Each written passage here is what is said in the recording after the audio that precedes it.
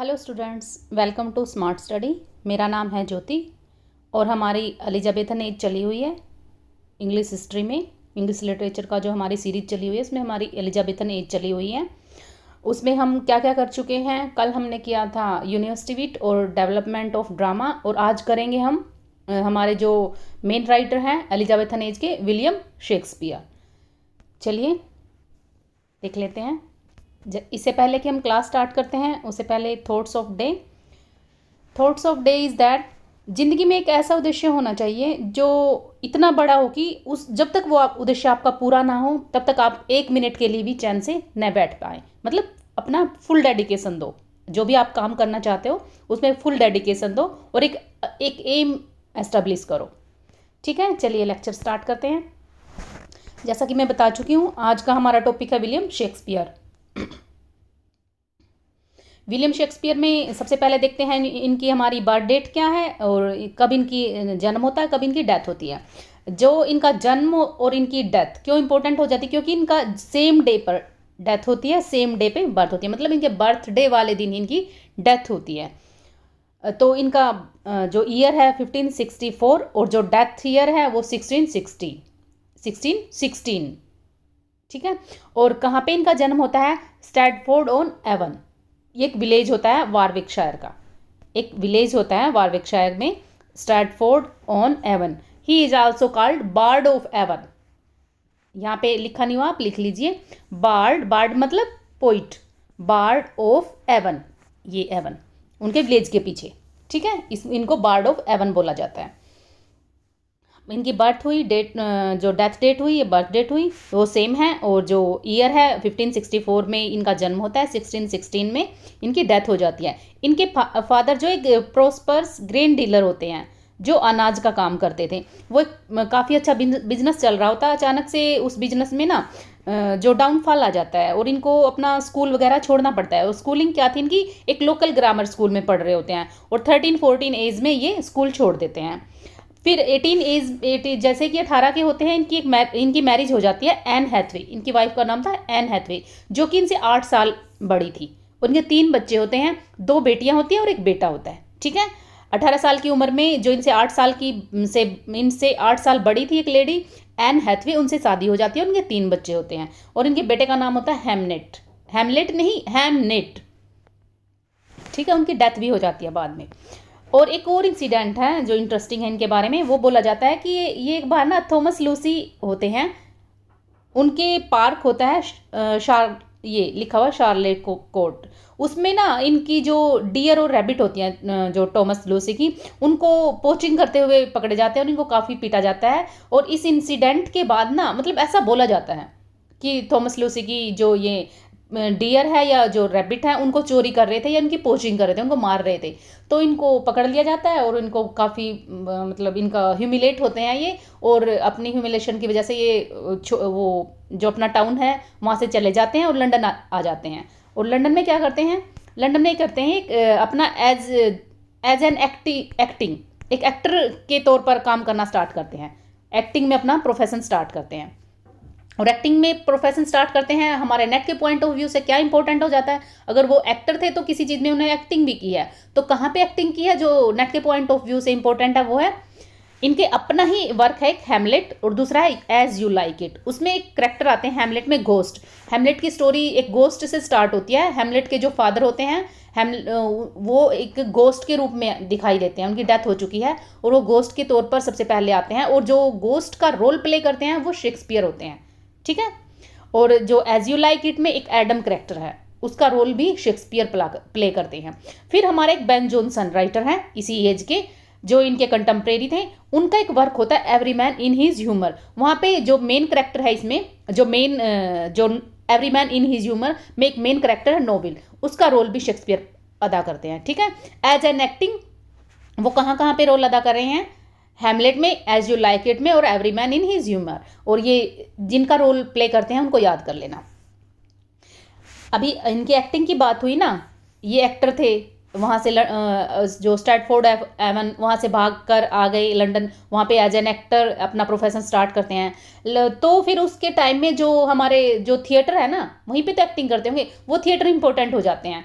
ठीक है, उनका एक ये क्रोनोलॉजी है, इसको याद कर लेना। नेट में कई बार पूछा जाता है, इनको क्रोनोलॉजी में लगाओ, फिर हम सोचते हैं ये थिएटर कहाँ से आ गए, ये तो लिटरेचर चल रहा था, तो इस वजह से आते हैं। सिर्फ ये क्रोनोलॉजी इसको याद कर लेना। सबसे पहला थिएटर आता है रेड लायन, एक मिनट, सबसे पहला थिएटर है रेड लायन, ये अनसक्सेसफुल था, याद रखना ये अनसक्सेसफुल था। इनकी डेट सबकी याद कर लेना, ठीक है। सबसे पहला रेड लाइन और दूसरा आता है द थिएटर। ये इंपॉर्टेंट क्यों हो जाता है, क्योंकि जो ये तो पहला तो अनसक्सेसफुल था और दूसरे वाला ये सक्सेसफुल थिएटर था, तो इसको कई बार पहला थिएटर माना जाता है, ठीक है।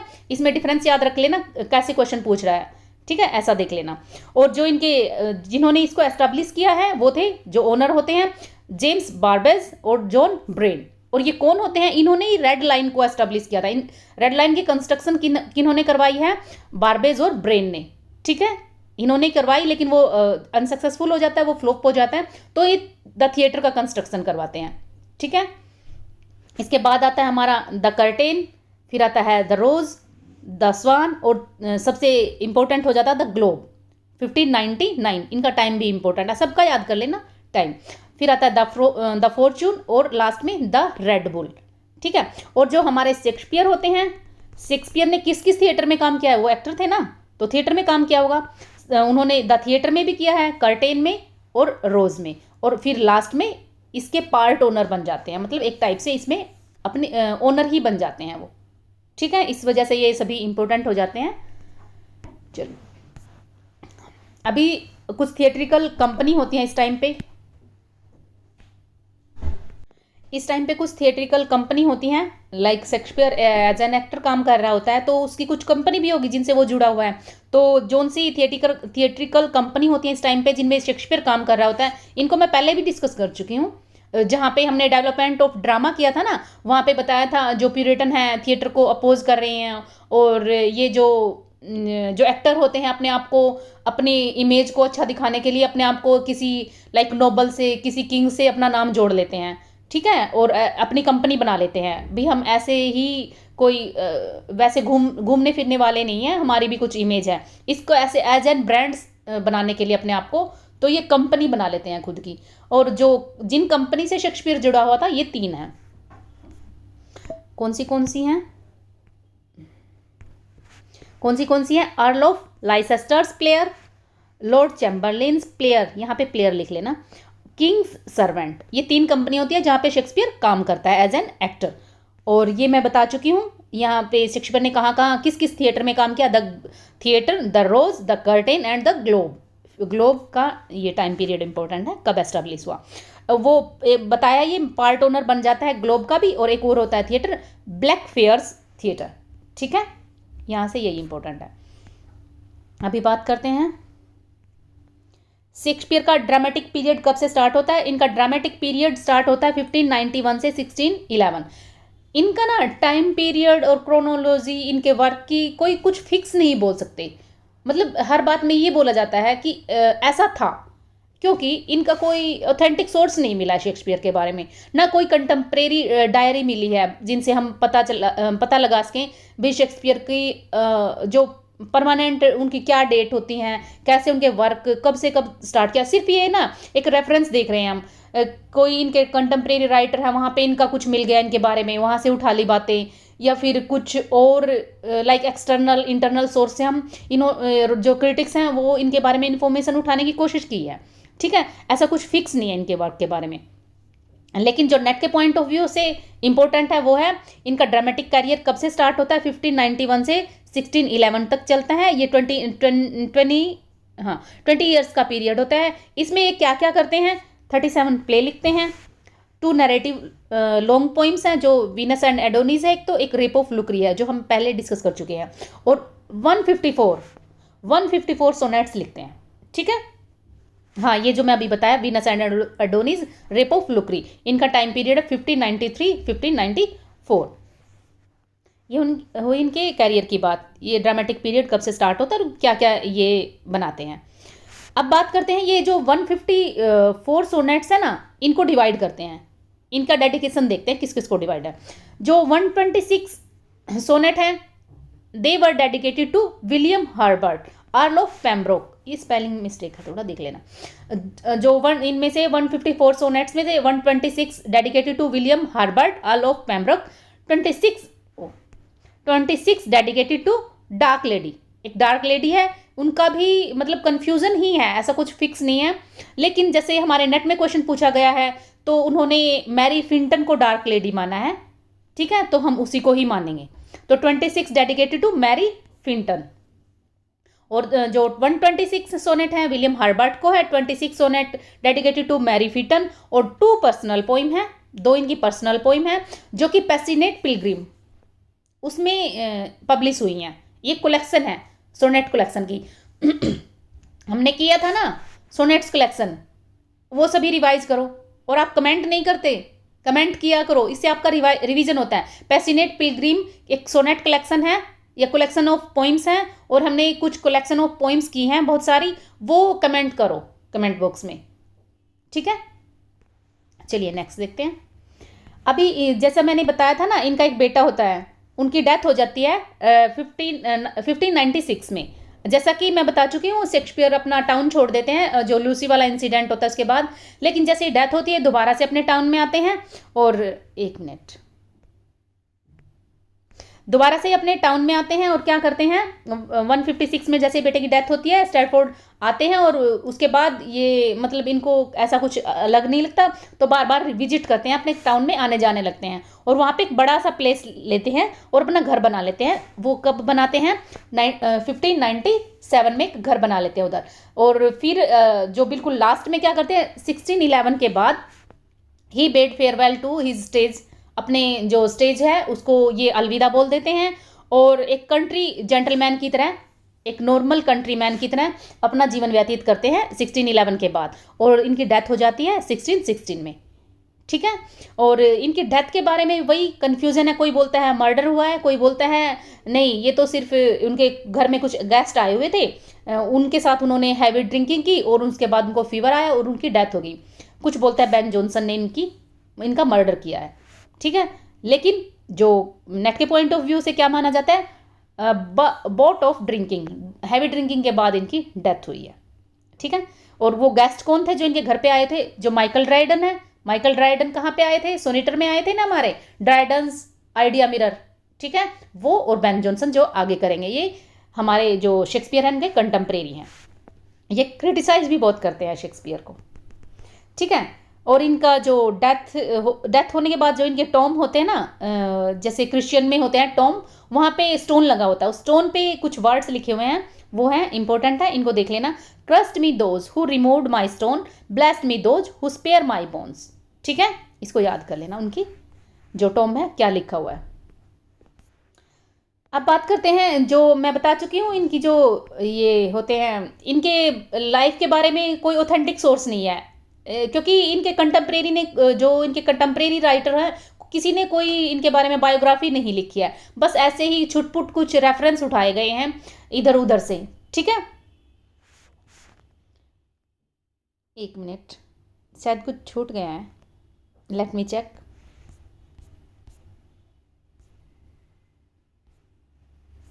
नहीं, डन। हाँ, यहाँ पे बात करते हैं हम। तो मैंने बताया कोई बायोग्राफी नहीं है, कंटेम्प्रेरी बायोग्राफी नहीं है, लेकिन बाद में एक राइटर आते हैं Sidney Lee, life of Shakespeare, ये एक ऑथेंटिक सोर्स माना गया, life of Shakespeare by Sidney Lee. ये कंटेम्प्रेरी नहीं होते, बाद में आते हैं, और ये ऐसा ही करते हैं, इधर उधर से अपना जो एलिजाबेथन पीरियड में जो डॉक्यूमेंट्स हैं, एक्सटर्नल हैं, इंटरनल सोर्स हैं, उनको पढ़ते हैं, और ये शेक्सपियर के बारे में कुछ ऑथेंटिक इन्फॉर्मेशन देने की कोशिश करते हैं।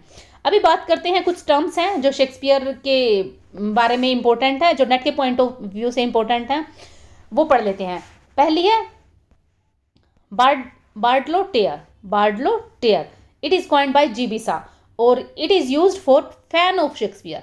जीबीसा called fan of Shakespeare as bardolater. GBS ने जो शेक्सपियर के फैन हैं उनको बार्डलो टेयर बोला है, बस इतना ही। फिर एक आती है टर्म बार्डलोरिज्म, दूसरी कौन सी है, बार्डलोरिज्म, ठीक है। ये टर्म जो है सेंसरशिप जो क्रिटिसाइज करने के लिए यूज़ हुई है। और किसने यूज़ किया था इस टर्म को? बार्डोलिज्म, जो stand for censorship of Shakespeare, Shakespeare की सेंसरशिप के लिए यूज़ की थी इन्होंने ये टर्म। और कहाँ से निकल के आई है? जो थॉमस बाल्डर है और हेनरिटा वाल्डर, ये दोनों ब्रदर एंड सिस्टर हैं, हु सेंसर्ड हिम, जिन्होंने इसको मतलब थोड़ा सेंसर किया है, क्रिटिसाइज किया है नेगेटिव वे में। और कैसे किया है? लेकिन ये बोलते हैं हमारा वे उनको सेंसरशिप करना, उनको क्रिटिसाइज करना है, हमारा मोटो क्या है इसके पीछे? My aim is to make Shakespeare, ये my aim is to make Shakespeare to be read aloud by a gentleman in the presence of lady. मतलब इनका मोटिव ये है, ये चाहते हैं, ये बोलते हैं कि हमें लगता है जो शेक्सपियर के वर्क्स है ना, उसमें काफ़ी ऑब्सीन, वॉयलेंट, काफ़ी इनह्यूमन सीन है, जिसको हमें ना कभी एक फैमिली इकट्ठा बैठ कर नहीं देख सकती। अगर मैं अपने बेटे को स्टोरी सुनाऊं तो वहाँ वॉयलेंस के सीन ज़्यादा है। अगर हम as a brother sister, father mother सभी बैठ के फैमिली में देखें, वहाँ ऑब्सीन सीन ज़्यादा है। तो उनमें करेक्शन करने की कोशिश की है थॉमस बाल्डर ने, ठीक है। तो उन्होंने क्या किया है, कुछ जो रूड वर्ड्स हैं, वॉयलेंस है, ऑब्सीन सीन है, उनको डिलीट करने की कोशिश की है। और ये आइडिया, मतलब ये बोलते हैं, मुझे ये आइडिया तब आया जब मेरे फादर ना मुझे स्टोरी सुनाते थे जब मैं छोटा था। और वो क्या करते थे, कुछ सीन डिलीट कर देते, मतलब कुछ चेंज कर देते थे। जैसे फिर मैंने बाद में शेक्सपियर की स्टोरी को पढ़ा ना, तो वहाँ पे कुछ और ही निकला। मैंने देखा पापा ने मुझे स्टोरी कुछ और वे में सुनाई है, तो आइडिया मुझे वहाँ से लगा, मुझे लगा मैं कुछ सीन डिलीट कर देता हूँ, तब ये स्टोरी सबके लिए अच्छी हो जाएगी, ठीक है। ये इनका एम होता है। जो इन्होंने चेंज किए हैं थॉमस बाल्डर ने, वो चेंज क्या थे? वो थे स्पेलिंग चेंज्ड ई, जो लास्ट में एक ई वर्ड है, ये स्टार्ट किया था हमारे जो जोफ्री चौसर है, वहाँ से स्टार्ट होती है। वहाँ पे अगर उनका वर्क देखोगे ना, कोई भी स्पेलिंग देखोगे, सबसे लास्ट में ई जरूर मिलेगा। तो यहाँ पे यही चला हुआ था, शेक्सपियर भी ई यूज़ करते हैं, तो ये रिमूव कर देते हैं। कौन करते हैं? Thomas Balder. एक मिनट, जो थॉमस बाल्डर है, ई को जो डिलीट कर देते हैं। दूसरा चेंज क्या करते हैं, जो लेडी मैकबेथ होती है ना, मैकबेथ इनका प्ले है एक, वहाँ पे क्या एक अब्यूजिव स्टेटमेंट आती है, उसमें क्या बोलती है? Dam with blood hand, lady Macbeth बोलती है ये डायलॉग, और वहाँ से ये क्या करते हैं? डैम, इस वर्ड को हटा देते हैं। तीसरा चेंज होता है गॉड्स सेक, गॉड्स सेक को चेंज्ड इनटू हेवंस सेक। देन हेनरी फोर्थ की जो लेडी प्रोस्टिट्यूट होती है, सी वाज आल्सो चेंज, उसको भी चेंज कर देते हैं। फिर हेमलेट में एक ओफेलिया, हेमलेट की जो बात की थी ना हमने, उनका फादर होता है, उनका मर्डर हो जाता है, तो इसमें एक इनकी लवर होती है ओफेलिया, वो सुसाइड कर लेती है, उसकी सुसाइड को चेंज कर दिया एक्सीडेंटल ड्राउनिंग, मतलब वो एक्सीडेंट हुआ था, उन्होंने कोई सुसाइड नहीं की थी। जो लास्ट चेंज करते हैं, मैकबेथ में एक पोर्टर सीन होता है, ठीक है, वहाँ पे काफ़ी ऑब्सीन जोक्स होते हैं, उनको डिलीट कर देते हैं ये, ठीक है। ये था जो थॉमस बाल्डर चेंज कर रहे होते हैं। अभी बात करते हैं the first notice of Shakespeare as a dramatist occur in Greene's pamphlet. जो रॉबर्ट ग्रीन होते हैं ना, यूनिवर्सिटी विट में आए थे अभी, जो हमने लास्ट लेक्चर में किया था। जो रॉबर्ट ग्रीन अपने एक वर्क होता है इनका, Groatsworth of wit, published in 1592 में, उसमें जो शेक्सपियर को क्रिटिसाइज करते हैं, और ऐसा बोला जाता है ये सबसे पहली क्रिटिसिज्म थी शेक्सपियर की, जो शेक्सपियर पे क्रिटिसाइज कर रहे थे उस टाइम पे, उनके जो कंटेम्प्रेरी, उनकी सबसे पहली क्रिटिसिज्म रॉबर्ट ग्रीन ने की है अपने इस वर्क में, अ ग्रोड्स वर्थ ऑफ विट। और क्या बोलते हैं ये बोलते हैं, एन, ये मैंने पहले भी बताया जब रॉबर्ट ग्रीन किया था, an upstart crow beautified with our feathers that with his tiger's heart wrapped in player's hide, ठीक है। वो बोलते हैं शेक्सपियर कुछ नहीं है, उन्होंने टोटली कॉपी किया है, और हमें कॉपी किया है, मतलब अपने कंटेम्प्रेरी को कॉपी किया है, उनका अपना कुछ वर्क है ही नहीं, उन्होंने सिर्फ रिवाइज किया है, मतलब उनका बोलने की बात ये है, ठीक है। और क्यों इंपॉर्टेंट हो जाती है स्टेटमेंट? ये स्टेटमेंट इसलिए इंपॉर्टेंट हो जाती है, इन्होंने जो ये लास्ट वाला जो है ना, जो ये लास्ट वाली लाइन है ना, एज इट इज उठाई है शेक्सपियर के ही प्ले से। हेनरी सिक्स की 3 सीरीज होती हैं, 1, 2 and 3। हेनरी, ये हिस्टोरिकल प्ले है उनका। जो लास्ट सीरीज होती है ना, हेनरी 6 की जो लास्ट सीरीज होती है 3rd, उसमें एक डायलॉग आता है, O tiger's heart wrapped in woman's hide. इसका बैकग्राउंड क्या है? एक मिनट बैकग्राउंड देख लेते हैं, इस स्टेटमेंट का बैकग्राउंड क्या है, फिर बात मैं एक्सप्लेन करती हूँ। इसमें क्या होता है, हेनरी सिक्स में एक रॉबर्ट नाम का जो किंग, मतलब जो प्रिंस होता है, ठीक है, रिचार्ड, सॉरी सॉरी, रिचार्ड होता है, जो क्वीन मार्गरेट होती है ना, उनके अगेंस्ट रिवोल्ट कर देता है, ठीक है। और लेकिन बाद में क्या होता है, रिवोल्ट करने के बाद जो रिचार्ड जो रिवोल्ट कर रहा है वो बाद में रिचार्ड थर्ड किंग बनेगा, एज ए रिचार्ड थर्ड। तो वो रिवोल्ट कर देता है किंग के अगेंस्ट। जो क्वीन मार्गरेट होती है ना उस टाइम, वो क्या कर देती है, वो मतलब जो रिचार्ड किंग पकड़े जाते हैं, और क्वीन मार्गरेट क्या करती है, फिर उनको उनको एक हैंड करचीफ देती है, एक रुमाल देती है, जो उसके बेटे के खून से ही सना हुआ है, मतलब वो उसके बेटे को मार देती है और उसके खून से सने हुए एक हैंड जो रुमाल को उसको देती है, और वो बोलती है लो इससे अपने आंसू पोंछ लो। तो ये डायलॉग आता है उनके बारे में फिर, O tiger's heart wrapped in a woman side, तुम कोई लेडी नहीं हो, तुम तो मतलब कुछ अलग ही हो। इनको क्रिटिसाइज किया गया क्वीन मार्गरेट, उनके बारे में ये सेंटेंस यूज हुआ, समझे, ठीक है। ये था इस सेंटेंस का बैकग्राउंड। और ठीक है, और क्या बता रही थी मैं यहाँ पे, जो रॉबर्ट ग्रीन है उन्होंने ये उठाया है, उन्होंने स्लाइड सा चेंज कर दिया, वुमेन की जगह प्लेयर साइड, ठीक है, यही इंपॉर्टेंट था। जो रॉबर्ट ग्रीन हैं, जो शेक्सपियर को कैसे क्रिटिसाइज करते हैं, और वो लाइन क्रिटिसाइज करने के लिए उनके ही वर्क से उठाते हैं, उनके वर्क से ही रेफरेंस लेते हैं, और ये बोलते हैं वो कुछ नहीं थे, उन्होंने सिर्फ एक जस्ट कॉपी किया है, इधर उधर से उठाए हैं प्ले, और वो पॉपुलर हो, उनका नाम हो गया, ठीक है। देखिए अभी जैसे कि बात चल रही है भाई, वो बोल रहे हैं मतलब शेक्सपियर ने सिर्फ रिवाइज किया है प्ले को, और कुछ वर्क्स हैं जो उन्होंने कोलैबोरेशन किया है। किनके साथ कोलैबोरेशन की है, वो है जो Christopher Marlowe, again university, and Thomas Kyd, ये भी यूनिवर्सिटी है, इनके साथ कोलैबोरेशन में कुछ वर्क लिखे हैं, जो है Titus Andronicus, Henry six and Richard third, ठीक है। ये जो क्रिटिसाइजर हैं उनके बारे में बात हो रही है, लेकिन जो ये वर्क हैं ये माने जाते हैं शेक्सपियर के अपने ही वर्क हैं। लेकिन अगर नेट में ऐसा पूछा जाए ये किसकी कोलैबोरेशन में लिखे हैं, तो वो हैं मार्लो एंड किड, ठीक है। अब बात करते हैं हम इनके, जो 37 प्ले है ना, उनमें से केवल 16 प्ले ही ऐसे हैं जो उनके लाइफ टाइम में पब्लिश हुए हैं, मतलब जब वो जीवित थे केवल उनके 16 प्ले ही पब्लिश हुए हैं। जो बचे हुए प्ले थे वो बाद में आते हैं एग्जिस्टेंस में, और जो कौन लेके आता है उनको, कौन पब्लिश करवाता है, कौन उनको मतलब पॉपुलर बनाता है, वो हैं उनके जो फेलो एक्टर होते हैं। वो एक्टर होते हैं ना, एज एन एक्टर काम करते हैं हमारे शेक्सपियर, तो उनके कुछ फ्रेंड्स होते हैं जो एक्टर ही होते हैं, हेमिंग एंड कोंडेल, नेम इंपॉर्टेंट है, याद रखना, भूलना मत। वो आते हैं और वो एक फर्स्ट फोलियो नाम से कलेक्शन लेके आते हैं शेक्सपियर के लिए, first folio that was published in 1623। ये टाइम पीरियड पूछा जाता है। First folio published in 1623 by Heminge and Condell. और इनका मोटो क्या है, वो ऐसा क्यों करते हैं, वो बोलते हैं हम चाहते हैं कि जो शेक्सपियर है, जो इतने वर्दी फ्रेंड हैं, उनको हम जीवित रख सकें जन्मों जन्मों तक, ठीक है। मतलब in order to keep the memory of so worthy a friend and a fellow alive, उनको जीवित रख सकें। लेकिन इसके बारे में जो एक और इम्पोर्टेंट चीज़ हो जाती है वो क्या होती है, एक उनका वर्क होता है पेरिकल्स, उसको छोड़ के उसके सभी वर्क जो फर्स्ट फोलियो में है पब्लिश होते हैं। जो एक्सेप्शन क्या है, पेरिकल्स। अब एक रफ क्रोनोलॉजी देख लेते हैं हम शेक्सपियर की। रफ क्यों बोला गया, क्योंकि ऐसा बोला जा रहा है कोई मतलब ऑथेंटिक सोर्स नहीं है उनकी क्रोनोलॉजी का। उनके क्रोनोलॉजी में जो सोर्स हैं, जो सोर्स अडॉप्ट किए गए हैं क्रिटिक के द्वारा, वो कुछ है एक्सटर्नल है, कुछ इंटरनल है।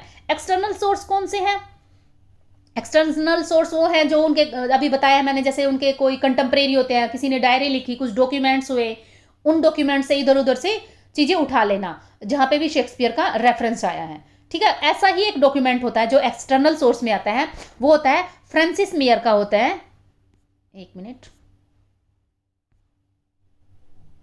हाँ, जो फ्रांसिस मेयर का वर्क होता है जिसका नाम है फैलिडिस टामिया वीट्स ट्रेजर, एक वर्क है, ये टाइम पीरियड देख लेना इसका।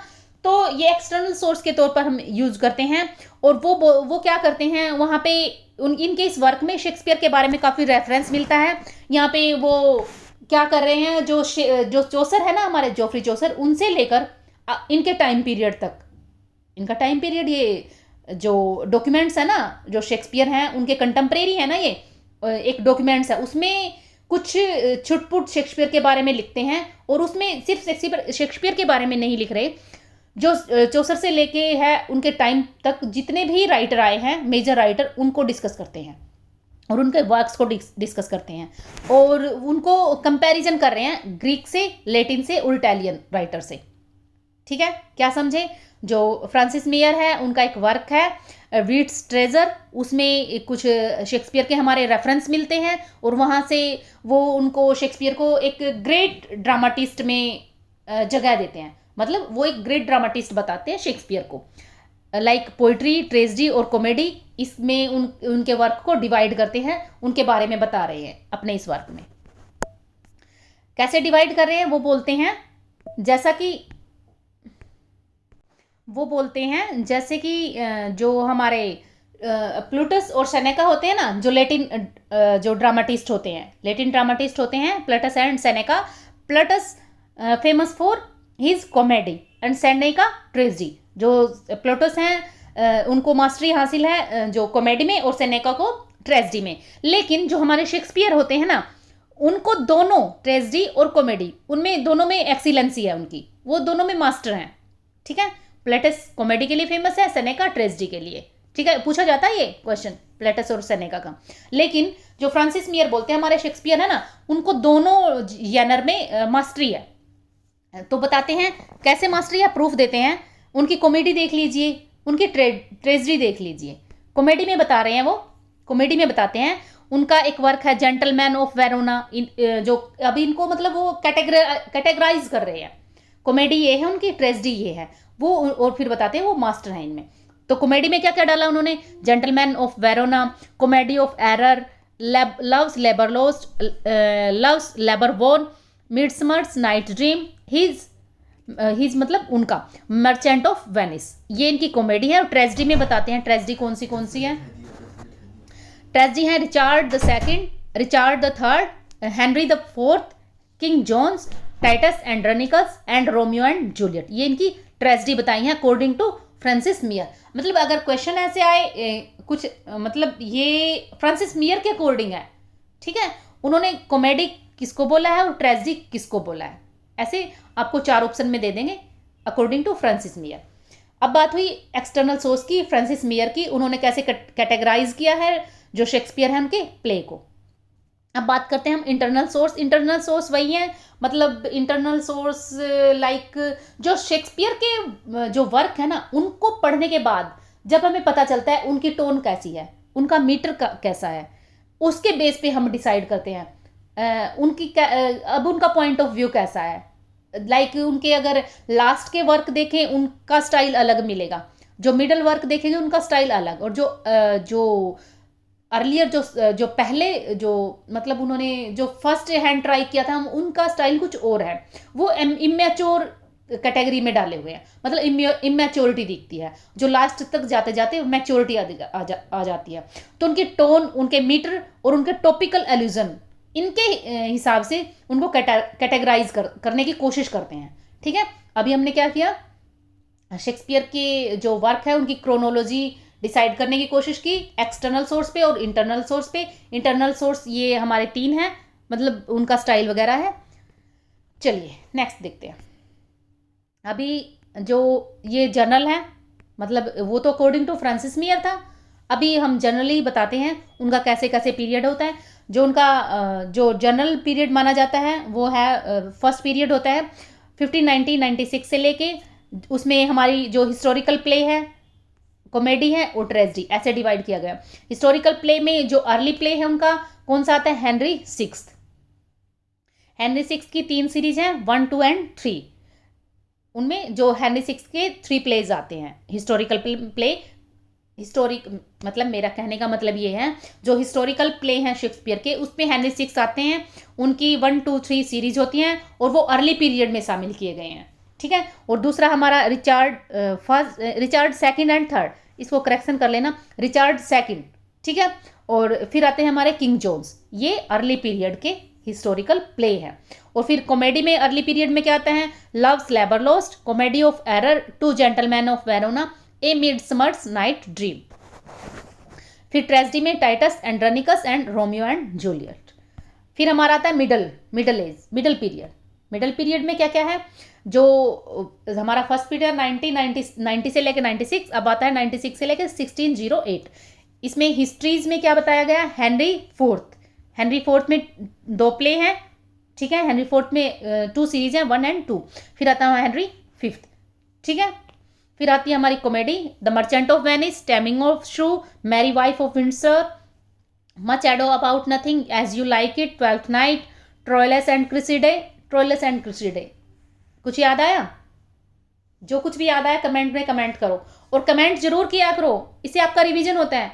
बताओ जो चौसर के बारे में बताओ, अभी तो मैंने हिंट दे दिया। और एक और राइटर आते हैं हमारे स्कॉटिश चौसरियन में, जो इस बेस पे ही इस स्टोरी से उठाकर कुछ लिख रहे हैं, इसको कमेंट करो, ठीक है। All is well that ends well, measure for measure. एक minute, all is well that ends well, ये ऐसे है। और यहाँ पे सॉरी थोड़ा एरर हो गया, यहाँ पे है measure for measure, MEASURE, measure for measure. Sorry. अभी ट्रेजेडी की बात करते हैं। सेकंड पीरियड में उनकी ट्रेजेडी होती है Julius Caesar, Hamlet, Othello and Macbeth. ये अलग है, ये यहाँ पे एक मैकबेथ है और एक ओथेलो है। ओथेलो की स्पेलिंग है ओथेलो एंड मैकबेथ, अलग अलग है ये, MA मैकबेथ, ठीक है। इसको लिख लेना, ठीक है। कौन सा Julius Caesar, Hamlet, Othello, Macbeth, King Lear, Antonia and Cleopatra, Coriolanus, Timon of Athens. Athens है यहाँ पे, ATHENS, ठीक है। क्लियर, देख लेना। अभी हम देखते हैं हमारा लास्ट पीरियड, जो जिसको जैसे डिवाइड किया गया है। सबसे लास्ट पीरियड में आता है मेरा पेरिकल्स, जो हमारे फर्स्ट फोलियो में ऐड नहीं हुआ था ना, उसको बोलते हैं, उसका वर्क का नाम है पेरिकल्स, और ये अनफिनिश्ड था। मतलब ये बोला जाता है जो बाद में राइटर आते हैं वो कंप्लीट करते हैं पेरिकल्स को। इंपॉर्टेंट है ये, कौन सा वर्क शेक्सपियर का लास्ट है ऐसे भी पूछा जाता है, और कई बार ये पूछा जाता है कौन सा अनफिनिश्ड है या किसी और राइटर ने कंप्लीट किया उसको। फिर हमारा कैमले, ये लास्ट पीरियड के वर्क हैं। फिर आता है हमारा Winter's Tale, Tempest, Henry seventh, Noble Kinsmen, both finished by other writers. Noble Kinsmen और पेरिकल्स, ठीक है, ये किसी और राइटर ने लिखे। पेरिकल्स ज़्यादा पूछा जाता है, लाइक टफ क्वेश्चन बनता है, क्योंकि इसके बारे में किसी को पता नहीं है, ठीक है। ये था आज का हमारा लेक्चर। आज की वीडियो को मैं यहीं पे एंड करना चाहती हूँ, और आप जो भी मैं आपको बोलती हूँ कमेंट करने के लिए, आप उनको एक बार रिवाइज किया करो, और उसको कमेंट जरूर किया करो, इससे आपका रिवीजन होता है। और आज की हम विलियम शेक्सपियर का आज हमने लाइफ टाइम देखा है, उनके वर्क्स देखे हैं, उनको कल डीपली करेंगे। जो नेक्स्ट लेक्चर आएगा ना हमारा, उनको अच्छे से डीपली करेंगे, क्या कुछ चल रहा है उनके वर्क में और क्या नेट के पॉइंट ऑफ व्यू से इंपॉर्टेंट है। तो आज की वीडियो को मैं यहीं पे एंड करती हूँ। Thanks for your precious time, thank you.